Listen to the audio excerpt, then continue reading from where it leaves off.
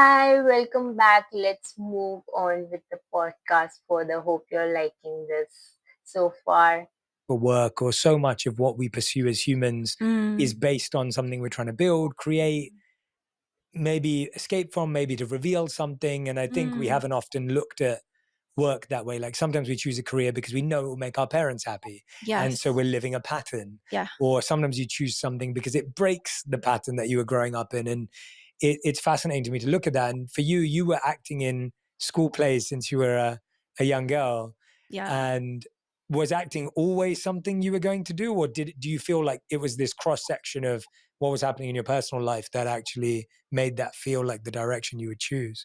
I think it's so interesting that you said those words, reveal and escape, that they're kind of the same thing, because I think that it all started with a poem. I did a poetry competition when I was 9 called the Daisy Pratt Poetry Competition. And I'm actually naturally quite a shy person. And so actually for me to stand up in front of people feels like an out-of-body experience. Like there's so much adrenaline coursing through my veins that it does feel like a moment outside of time. And I remember the exhilaration of living the kind of ups and downs of this poem. And maybe because there wasn't space to have conversations or express myself at that time in the way that I needed to, I did it through performance. And I also did it as a way of getting to feel free for a moment of what I was, like, the discomfort of that time of not quite knowing who I was or how to be in the world. And as I've become more healed and whole and more comfortable being myself, it's been interesting to ask myself, do you still need acting? Do you still need to act? Like, why? What are you doing that for? And like the kind of, it used to feel like almost like a compulsion that I needed to do it. And what's really interesting now is I don't feel quite that kind of urgency of needing to do it. And I wonder if it's because actually I have spaces where I can now take some of those feelings and talk about some of the things I don't think I had space to voice. Without doing it on camera in front of thousands of people. Yeah, which is scary in its own way, right? Yeah. It's easy to think, oh, that makes sense, but then it's like, well, no, it's really challenging to do that second part. Yeah. Even if it makes sense rationally or logically. And was that what in 2019 when you kind of pulled away, was your reason, I want to heal and work on myself, or was it actually I don't feel a compulsion anymore? Like, was that the inflection point of doing some self-work, or was that the So before moving on to this question, I believe the last question was very powerful, and they sort of revealed how we choose our career or purpose in life. So yeah, as Shetty said, most of us choose our career based on what our parents did or what they did not.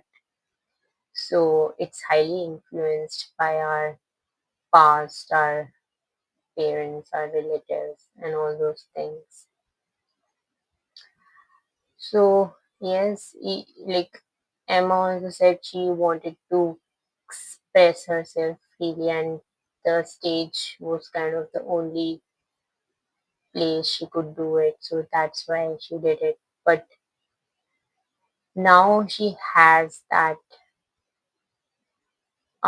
space, like maybe she has more authentic connections, and she's able to express herself freely. So she doesn't want to express or need to express in front of the whole world.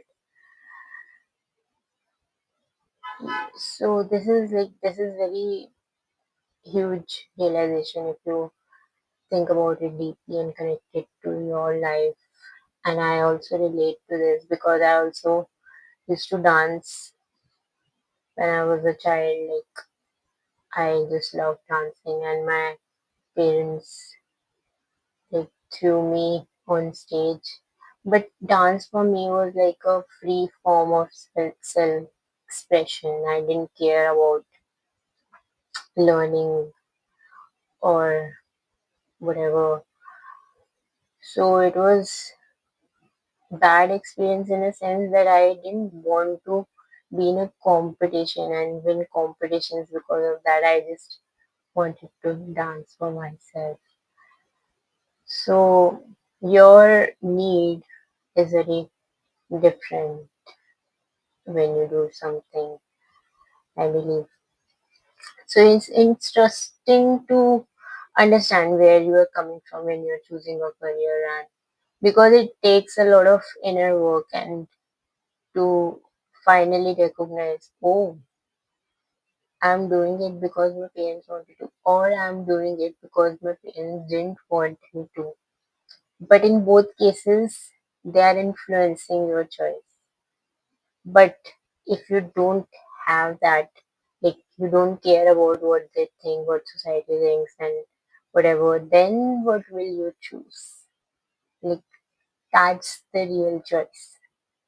But it takes a form of a kind of detachment for all from all those opinions, external opinions, and just listening to your inner voice. So yeah, this is a food for thought. So I thought let me just pause here and talk about it. Let's move on to the next one. The inflection point of I need to pause. I realized I was drawing on painful stuff in my life that I was actually healing, and I didn't want to keep revisiting in order to do some of the more intense, scarier, sadder things that I had to do.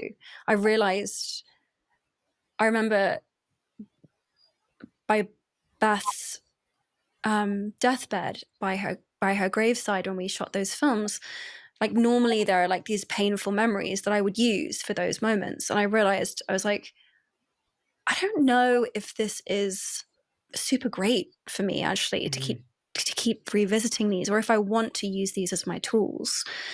And I don't think that means I'll never come back to acting. I think it just meant I was like, I wonder if there's a different way to do this. I think the second thing was, to be really honest, I was coming to those sets with an expectation that I think I had developed on Harry Potter, which was that the people I worked with were going to be my family, and that we were going to be lifelong friends. I came to work looking for friendship, and that was a very painful experience for me outside of Harry Potter and in Hollywood. Like, bone-breakingly painful. Because most people don't come to those environments looking for friendships. They're looking for, this is my chance, this is my role, this is what I want out of it, I'm focused, this is my job, this is my career, like, let's go. And I was not of that mindset. And so I found the rejection really painful. The friendship rejection, yeah. Yeah, of like, I was like, I think it's so unusual to make a set of films for 12 years. And we were a community, like we really were. And so I took that as an expectation into my other workplaces, and I just got my ass kicked. I really did. Was it competition? Was it envy? Was it just hierarchy? Was it? I think it was a combination. It was a Molotov cocktail of all of the above. As we mentioned earlier, I'm just not thick-skinned. Maybe I just wasn't built for those kinds of highly competitive environments. It broke me.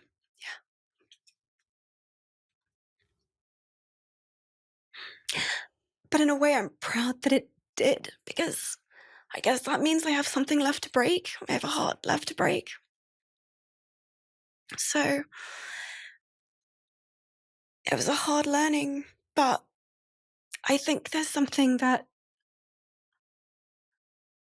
I'm proud of in a way, that there were certain things I couldn't withstand. I'd much rather keep my humanity.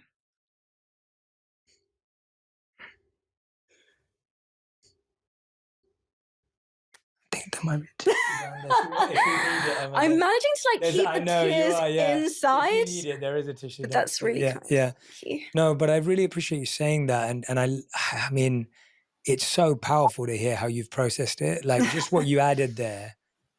Because when I saw your voice change and just when you were expressing it, and it hit me as you said it, and I felt it, and then the way you reflected on it kind of helped that feeling rise really beautifully, because what you said is so true, that if you were broken by a frequency of envy and competition and whatever else it was, that's only proof that you were vibrating in a way that didn't want to be pulled down into that. And it's so interesting though, how when we break to those sorts of emotions and ideas, we feel we're the weak one.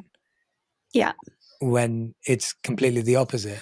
That was the most painful thing. Was I thought I beat myself up for years afterwards, really thinking like punishing myself, saying you couldn't hack it, you weren't strong enough. Mm-hmm. And yeah, what bliss and what peace, I think, to understand that to have come out on top would have been a greater failure, I think, in terms of... Wow.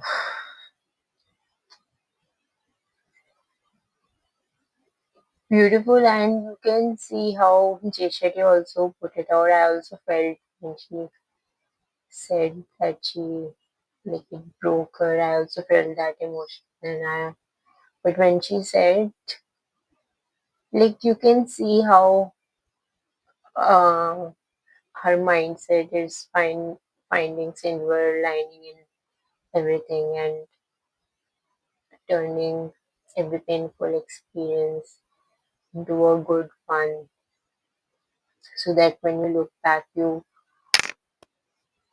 uh, you take something from it. Like she has really reflected on it. She has really processed that experience. That's why she could say that I'm proud that it broke me, because that means that I have a heart. So I mean, this is the mindset of resilience. This is being empowered, sensitive, what it is, which, so it's really beautiful how she says it, and I do relate what she said about work environments, and it is not just her, it is everywhere. You can see it in corporates, you can see it in um any industry. I mean, like any industry, people are so competitive, even in schools and colleges or MBAs. People are very competitive because, as she said, they want to get, like, they want to be on top.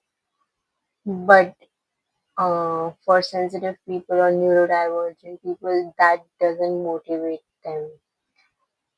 They just love working, love the process of it. So the result, yes, result matters, but not in a way that they have to beat someone else. Result matters, like what they did has a good result, not in a way that they have to compete and pull someone else down. So yes, I do relate to this, because in corporate, when I was in corporate, these things actually are very painful, because people think very differently. There are all kinds of people who just will take advantage of anything and anyone to get ahead. And most people don't know what friendship is, and it's very difficult to cultivate actually real friendships in that kind of competitive environment. Our values, like our society's values, really need to change to build a more loving, compassionate work environments where people can actually thrive instead of just surviving. So this is not just her, it is actually everywhere. But I am an optimist, so I believe things are changing and we can change it together. Let's move on. Who I actually care about being. Yeah, it's almost like if you abandoned yourself in that moment in order to align with that new way of thinking, Yeah. you'd probably beat yourself up more long term and have a much harder time. Yes, I think so. I don't know. I've just got to this place where it's just, if it costs me any part of my peace, it's just too expensive. And of course, like, there's opportunities that I think, wow, like that would be amazing. And I care deeply about my work. But I think it's just, I think I just used to completely sacrifice myself for whatever the thing was I was trying to achieve. And that could be a grade, it could be a movie, it could be promoting. I just was obsessed with excellence and doing everything, giving my all to everything and doing it to the best of my ability. And unless you have the right people around you that can hold that kind of level of commitment, you're going to get smashed up. You're just going to get crushed. And so I think now it's just a case of me being like, okay, I know that for me to do anything, I have to have people in the room that care about me more than whatever the product is or whatever the final product is. And if that isn't the case, I cannot be there because I'm just someone who like gives it all. It's how I'm built. And I think Again, this is most neurodivergent or highly sensitive people are a bit of extremist, all or nothing, because they hyper focus, they really get into their job, and it's very important to do it well because they just love the process, they just absorb all of it. And as she said, she has that kind of commitment because when you just focus on one thing, you're just focusing on that is your whole life. So I really relate like what she's saying, and what she's saying that people care about her more than the output. This is the exact value which our society is actually missing. So it's not just her. Obviously, highly sensitive people will benefit more from it, but this realization is for our whole society. Our society needs to change how it works. We value output more than human beings. That needs to change. Human beings' value is and should be always more than the output they are given. Right now, people are evaluated from their degrees or the amount of work they are doing or the kind of achievements they have.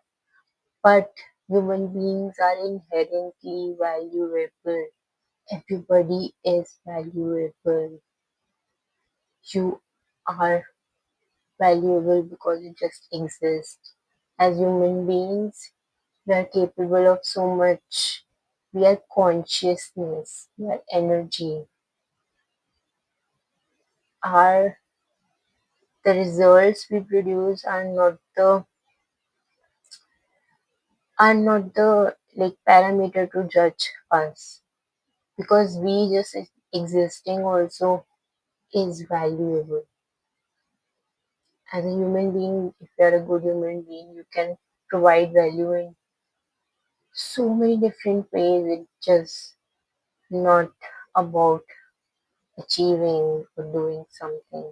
Even if you're being with someone, that also matters.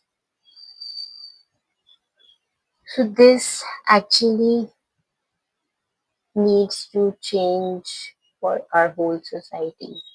And as highly sensitive people are finally speaking about it because no one else is. Understanding that makeup of myself and not punishing myself for that, but just knowing it needs certain kinds of conditions is how I've come to hopefully, I'll keep doing it forever and probably every day, but accepting myself. Yeah, it seems like I've spoken to so many, and we were talking about this last week when we were speaking on the phone, that I've worked with so many young people, musicians who've all been told, like, all right, if you don't do this over the next 12 months, you're not going to make it. Yeah. Or like, if you don't do this right now, if you don't say yes to this song or this movie, it's like, you might as well wave it goodbye. You're never going to get the Oscar or the whatever it may be, or the Grammy or whatever it is. And I can't imagine being a young person, like I'm 37 now, and you process ideas like that differently. Yeah. But if you're in your teens or even 20s, and maybe even 30s, but you process those statements with so much gravitas, especially when it's someone of influence and power saying it to you. And it feels like being surrounded by people who really believe in you and your longevity and your art but that's hard to find. It is. It's hard to find. And, I had a wonderful team. Like I really did. I think it's just like understanding that no one at the end of the day is going to be in the room. Like when you're actually doing the thing, you have to carry that moment and you have to carry that pressure. Also, making films, the hours on them are so demanding that to have your own life alongside that, to have that balance, is almost impossible. It's so all or nothing. It's so all encompassing, especially if you're in a lead role. You kind of go through these, working 6 days a week, 14 to 16-hour days, and then you're just kind of dropped off at the end of it. And maybe you'll have a 2 or 3 month gap, and then there's just kind of like nothing. And so you're like riding this like incredible peak of like adrenaline and cortisol, and then you just get like dropped off the edge. And then you're like, okay, wait, now I have to be a functioning human again. And I have to like figure out how to be a person in the real world. And I think some of those extremes then force an actor to either decide, well, I'm going to back it. So I'm going to basically go from one movie to the next, and that's going to be my full life. Or you have to navigate these huge impacts on your nervous system that you need a system and a support system to help you navigate. And I think it's why addiction and... Again, this is like people should talk about this, and our work culture is really toxic. Hustle culture is not how human beings function. There should be a balance. Workplaces are not supposed to be 14 or 16 hours long. That is not how you live. I mean, how can someone just work for 14, 16 hours, even if it's like for 2, 3 days only? That's not a healthy way of living, right? So, people should actually understand, like people of authority who are making these kind of decisions, they should tell, like, only this much hours is what you need to work, and this much hours you cannot. Like, if you go beyond these hours, that is like there should be a penalty. I don't know, but people should recognize that this is not a balanced way of living, or like nearly, not even near balanced way of living. I mean, and people just normalize it like, yeah, these things happen. We work for 14 hours. Okay, yeah, once in a blue moon, it's okay, but not every day. Like, I mean, you should not normalize these kind of things, which a lot of people do actually. Mental illness in my profession and in a lot of high stress, high profile professions is so commonplace because you're trying to balance out these enormous chemical ups and downs. Yeah, talk to people about why, because I think from the outside, when someone sees a red carpet, or when someone sees an event, it looks really glamorous. Like until I ever attended anything, and you know, I always looked at it as like, oh my gosh, it's so glamorous, and everyone's there, and everyone must be friends, and everyone must know each other because they all, you know. But then you're not saying that, and neither is and anytime I've ever been on a red carpet, everyone's anxious and everyone's nervous, and that's the real experience. And people are almost waiting to leave. And some people do the red carpet and leave immediately. But what's going on there? Like, walk us through, like, I mean, for people who may not. I think the first step is to just understand, even though you're wearing an incredibly glamorous dress and you're there to do something exciting, I don't think there's anything that can make it not weird that people are screaming at the top of their lungs. Like it just, everything in your body says something's wrong. Like people are screaming, something's wrong. But then you have to try to pretend as though this is all normal and you're unfazed. So you have like two things going on. One, you're like navigating this like sensory overload that's like telling you, oh my God, something is really wrong. Telling you how to pose, telling you where to look, telling you. Yeah. So you're trying to navigate, okay, something feels wrong, but I need to also simultaneously make it seem as though I am the most graceful and the most calm I've ever been in my whole life. And I need to like pose for this person, and there's 50 different cameras, and I need to make sure that I look perfectly into each and every one. And I probably will have had 4 different notes from the stylist about how I'm supposed to stand and what I need to do for the dress. And then I've got like 25 different talking points from the movie of like what I need to get across and also avoid saying or talking about. And so you're like, you need to be thinking about that. And the juggle's crazy. And then I think everyone is in this like kind of jumped up state. And so like trying to have a normal conversation with anyone is basically impossible because you feel like an insane person. And so these are not environments in which you like have a nice chat with someone, really. I mean, maybe if you're really lucky and you've worked with someone for a long time and you've established some trust. But I think that was the other thing that was like really difficult about movies and what like I kind of laugh at. Well, not in a mean way, but like, you know, you always get asked when you're like promoting these big films, like, so do you guys hang out on set? And like, do you guys hang out? And like, are you all friends? And everyone sort of like nods enthusiastically. But the truth is no one has seen each other outside of work, like very, very, very rarely, mostly because the schedule is insane. Everyone's so tired that when they get any time off, you're going straight back to your hotel room to try to like claw in any piece of rest that you possibly can.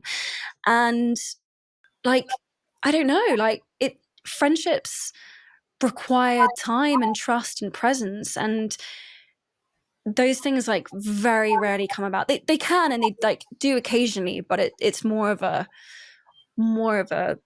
you know, solar eclipse than than an everyday situation. So yeah, but you have to pretend. I think that's the part that starts to feel icky after a while, is like you have to pretend that you're all best friends. And what's so sad, and I know this isn't just the case for me, but like I think people wish they were. I think we wish we did have those real connections and we did have that real support. And so having to pretend that something exists that you actually really want but don't have is like it's like pretty grainy in the wound, you know. It's like it's pretty like tough pill to swallow to have to act out something that you wish were real but isn't real. And I think that's the part that starts to kind of, I can only speak for myself, but those are definitely the moments where I've been like, this feels dark. Like, is anyone else like, this feels dark? And there's such a real reminder that it's still work, and it's almost like asking anyone. Can you see like how deeply she feels? I mean, maybe people will say she's feeling too much, but it's not too much, it's feeling everything deeply and being the one who actually speaks about it, because everyone would have been feeling this way, right? Like it's not fun to pretend to be friends with someone when you are not. Like it's actually acting all over again. So you have to act um in the promotions all the time, and they spend hours on promotions as well. So it's really sad actually. And this also shows that what you see on TV, on camera, on social media, it's not true at all. We feel like red carpets are amazing. Everybody is laughing, everybody is having a good time, but like they're telling everyone's anxious actually. So it's not what it seems like. Who works at any company and saying, "Hey, do you hang out with your team after work every night?" And the answer is probably no. Home. Yeah, no, everyone wants to go home to their family. Yeah. And maybe you've got of course, you've got a couple of friends at work. And it's wonderful if you have a friend at work that you work out with or see after hours, but you're not hanging out as the whole crew. It's very unlikely. 100%. And it is that reality check of, no, but this is also just work. Yeah. And their character stories are not their personal stories, and it doesn't. And that's why I wanted to go back. You mentioned there, you talked about how Harry Potter had a family feel, and I wanted to ask you, like, how did that come about in the first? Like, what was where did the auditions come from? Like, how did that become a part of your life? Yes. So I did not go to a performing arts school. I'd never done anything. I never acted professionally, but they did like a basically countrywide search to find Harry, Hermione, and Ron. And so they asked my school if they wanted to submit any students who loved drama who wanted to audition. And so I was one of, I think, about 12 students that was asked if I wanted to audition. I don't know. It was weird. I had this weird, weighted, fated sense of destiny pretty much from the moment that they said they mentioned the audition. I remember I brought, I think, maybe like 7 different Beanie Babies with me along, and like all these different like lucky talismans. And I loved the world and the books so much. My dad had been reading them to me before bed when I would spend the weekends with him, and on long car journeys. We'd often drive back and forwards to France, and that's how the time would be passed. And so I was just like, loved the world, loved Hermione. And for me, it wasn't so much about acting so much as it was that, like, the books meant so much to me personally. Did you feel like it was destiny for you, or did you always feel like it was going to be this? Because obviously the books were already, I always felt like Hermione was, I knew I was never auditioning for anything else. Like, I knew it was her. I don't know how to explain it. Something felt right about it. And my poor parents, because if I hadn't have got it, I think they knew how crushed I ended up doing 9 auditions over a period of over a year and a half, which for a 9-year-old is a lot of work. A massive commitment. But I loved her. I loved it. I really did. What do you wish now that you would have known before you became Hermione? I did a pretty good job, and I give my mother specifically credit for this. She was like a warrior for my normalcy and for me having an ordinary life and going to school. And no one wanted that. I mean, it would have been considerably easier if I had not continued going to school. But wow, like, I will forever be in her debt. She somehow knew that me feeling part of the ordinary world and feeling I had a place in it and that I belonged outside of those films was going to be crucial. Wow, that's really incredible. It was because she basically didn't have anyone on her team. She was kind of on her own on that one. And she fought tooth and nail.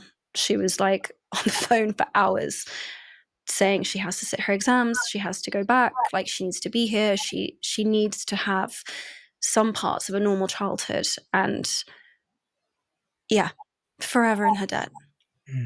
That's so special to have had that and have those, to have a parent who can foresee, like, and you can't see anything for yourself. You're no, child, and to be honest, I didn't really get it. No, of course. If I'm going to be honest, I was like, okay, like I guess it's important. Like I'm not, I didn't really get it. So I think, she was amazing.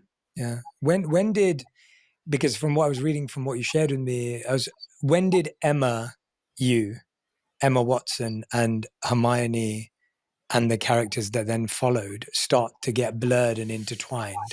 Because it's so important how our parents play a role in our life, because we don't know much about ourselves or can't look ahead at our own lives. So it's really important, like how much our parents play a huge role, like in our lives. Expectation that comes with, I remember this, and I share it because to give it to context to people, I was walking down the road with one of my friends who's an actor who gets recognized 100 times for every one time I get recognized. So just put it in context. And so if we're walking down, like, this person will get stopped 100 times for pictures, and then I'll get stopped once. And it was really beautiful because we'd spent a day together, and that person had been stopped 100 times, and maybe I'd been stopped a couple of times. And then they said something to me. They said, Jay, you're really lucky. And I said, what do you mean? And I thought they were going to say, because I'm anonymous to some degree. But they didn't. He said to me, he goes, Jay, you're really lucky, because he goes, when people stop me, they stop me for who I play to be. And when they stop you for who you are. And it was really encouraging words from someone that I respect a lot. And I was like, wow, like I never thought about it like that. I just, it hadn't hit me how different it was. Yeah. And because I think you just see fame or success or whatever it is, this one big bubble of stuff, especially when you're not that close to, or you don't know too much about it. And it was that conversation that made me be even more personal with everyone that I ever spoke to, because they'd always have a personal story, or and that's not to say that isn't true for music and for acting, and of course there is. I don't want to take away from it. No. And I'm not saying that as a egotistical statement. I'm saying it as like how hard it is for an individual to go through that. Yes. And to be disassociated from themselves. Yes. Because that role could be a part of you. It could be an expression of you.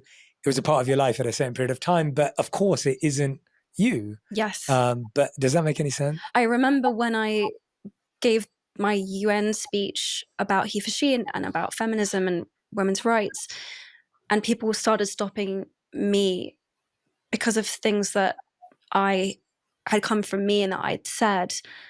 It felt like a very significant transition for me, because for the first time, I felt like I could look someone in the eye and receive and accept something that they were saying, because I felt like it actually had something to do with me, and I wasn't just kind of a custodian of something sacred, which I did take very seriously, and I still do, but it had been a direct transmission from me. And I think that's why writing has become so important to me, is because it's a way that I can say things directly, and that feels really meaningful.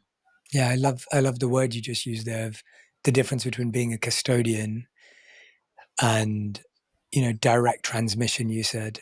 And that's such an interesting way to think about it. And I think each and every one of us don't want to be known as a lawyer or an accountant or a doctor or yes, that's a part of us, and it's a role we play in society. And it, of course, brings significance and value and worth and all of these wonderful things. But I think everyone wants to be something beyond that. And no one wants to be that in their home, and no one wants to be that with their friends, and no one wants, and me included, by the way. It's like, I try, me and one of my friends who's a well-known stand-up comic, we always joke about how he hates to be asked to tell jokes on command, and I try with my friends to not say smart. Like, I try not to say thoughtful, revelatory things, because with my friends I just want to be Jay. Like I don't want to have to coach someone's marriage or solve their thing. I don't want to do that. Like I just want to be, and so even for someone who is doing direct transmission a lot more of the time, even then there's a feeling of,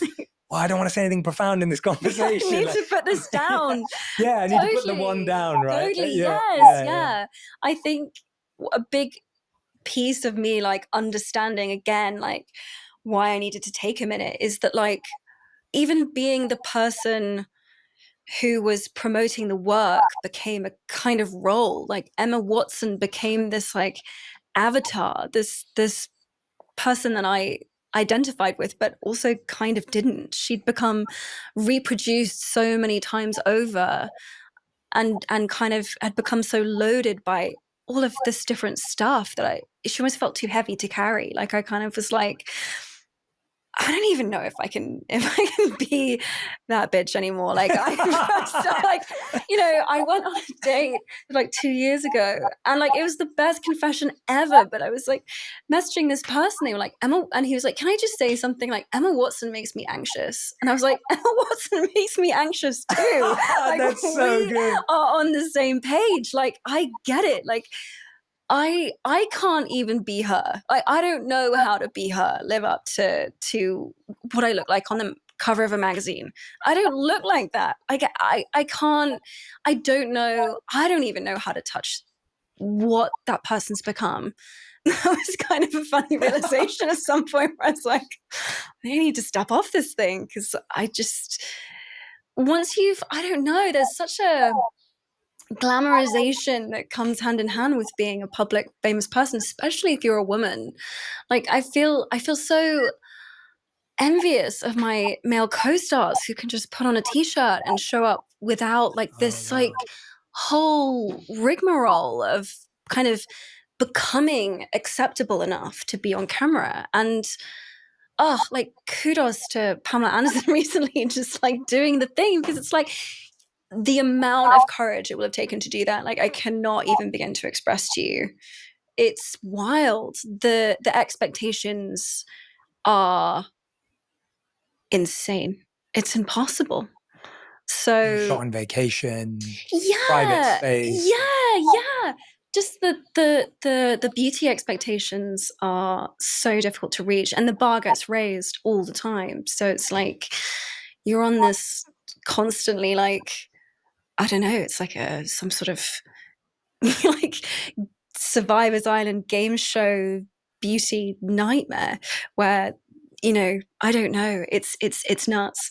So I think part of also not feeling like Emma Watson is just like the whole like glam squad culture of it all it's intense.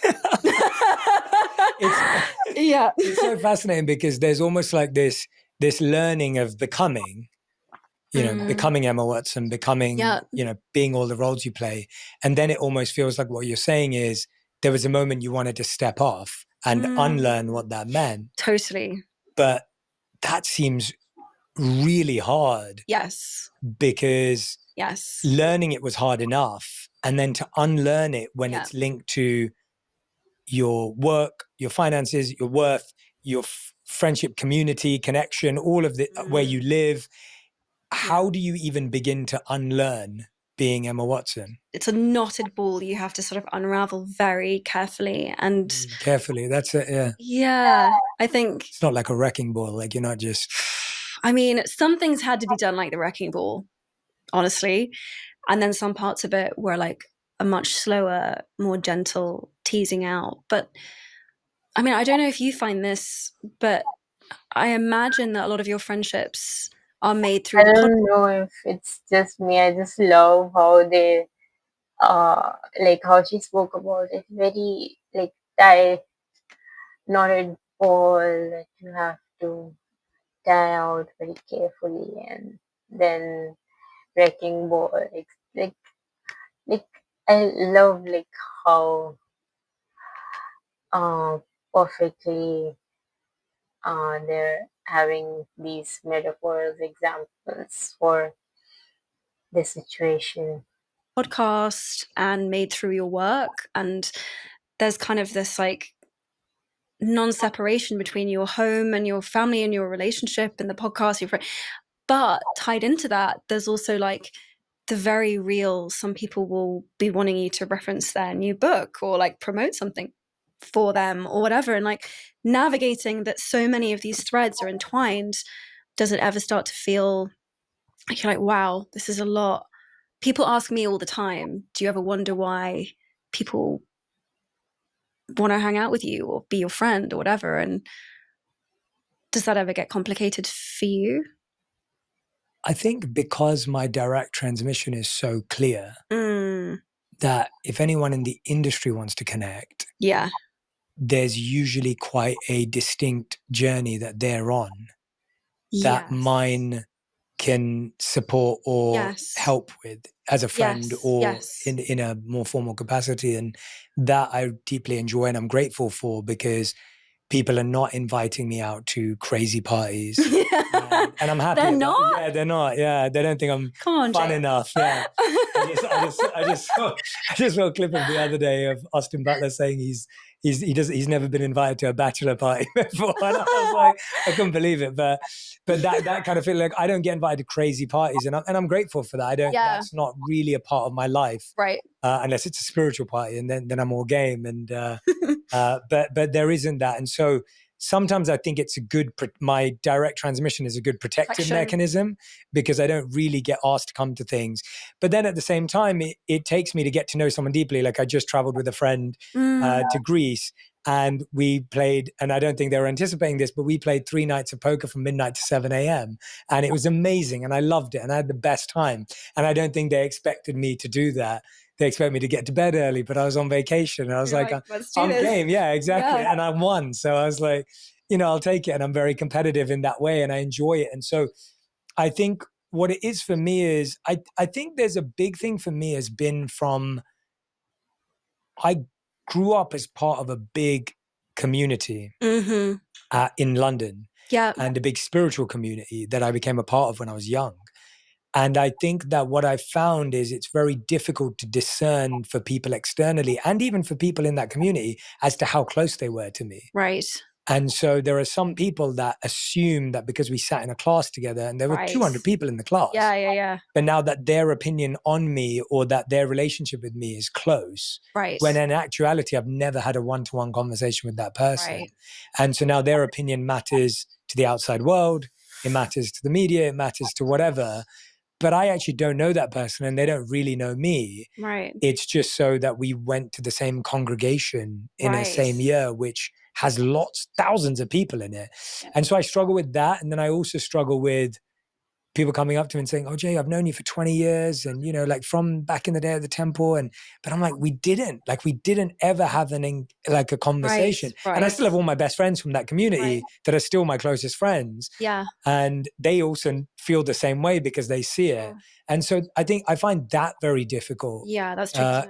Is hard to navigate, because it's not that I don't have positive feelings towards people or the community or anything. I do, but I struggle with people feeling they know me when they never did.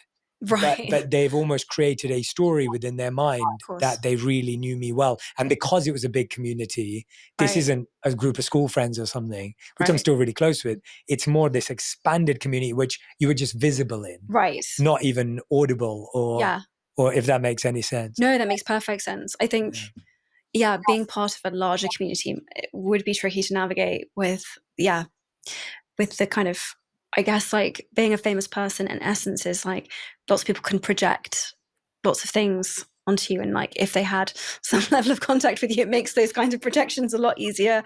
And then you're like, oh, wow, we're in a completely different, like your experience of this is so different from mine. Yeah. And I mean, yours is like 1,000,000x that. And, I can't imagine how hard dating is. Like you talked about in some of the journal reflections that you sent me, like this idea of just like dating is hard as a 20-year-old, 30-year-old woman anyway. Yeah. And then to add your life to it Yeah. Talk to me. You've referenced it a couple of times in conversations you've had. Like, what does it feel like when you're having a normal conversation and someone goes, wait a minute, you're Hermione Granger, Emma Watson, list goes on. Yeah. Yeah. I mean, it does feel like my avatar enters the room unexpectedly all of a sudden.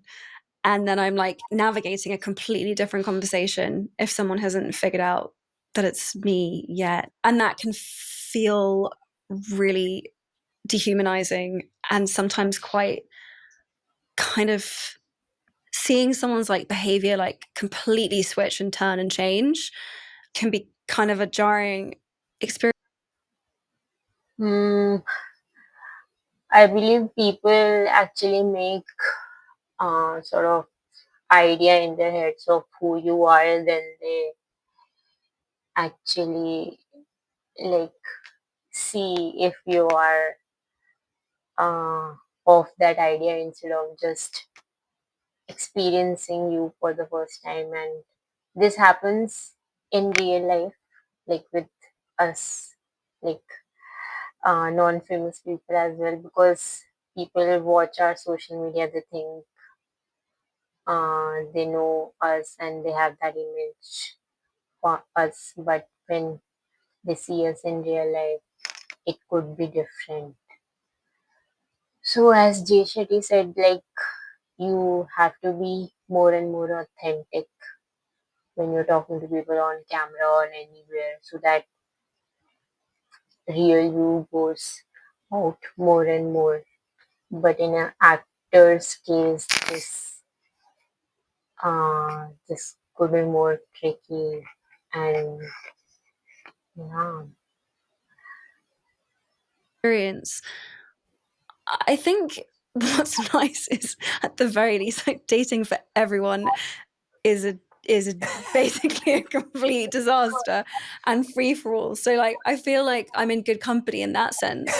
But I think it's funny, occasionally people will apologize to me for the fact they've not seen my films, and I will be like, please don't apologize. That is bliss to me, like music to my ears, that like you're not going to constantly be navigating, and me also navigating with you this projection of me, or this Emma Watson avatar person will not be this ghost in the room. So that's happened a few times where people have been like, I'm really sorry. And I'm like, please don't apologize. I'm so relieved. I'm so incredibly relieved. And then you realize they have the box set later on. Yeah, no, oh my God, I hope not. But DVD, yeah. I mean, I guess like I want people to appreciate my work, but I think knowing you don't have to navigate that extra like degree of weirdness is helpful, a relief. How do you help people get to know the real you at this stage in your life? You know, I wrote this play that I actually sent to you to read, but I actually read parts of it to people because I find that trying to explain sometimes how weird it is to be me, like I almost need aids. Like it's so difficult to convey how weird it is and how surreal sometimes that sometimes I'll just be like, can I just like read you this thing I wrote because I think it's going to shortcut you somewhere. And so that's actually been incredibly helpful. And I'm so glad I went and did this creative writing masters, and I've spent more time writing about my experiences, because sometimes I can't even articulate it to myself. Like how are you supposed to explain something to someone else you can't really even understand for yourself? So I think writing, creative writing, making art has been the best therapy I've ever done, because it's helped me get clarity, and also just be able to laugh at myself and laugh at the situation. I think one-on-one therapy can be amazing, but like there is a kind of intensity and a seriousness to that maybe when you're writing something down. And when I wrote the play, I wrote it for my friends and family, and I was able to kind of bring more of myself to the picture in a way, which is someone who's like, this is just nuts. Like I just can't, like I can't, sometimes I just genuinely cannot believe that my life is my life. And I need a place I can put that.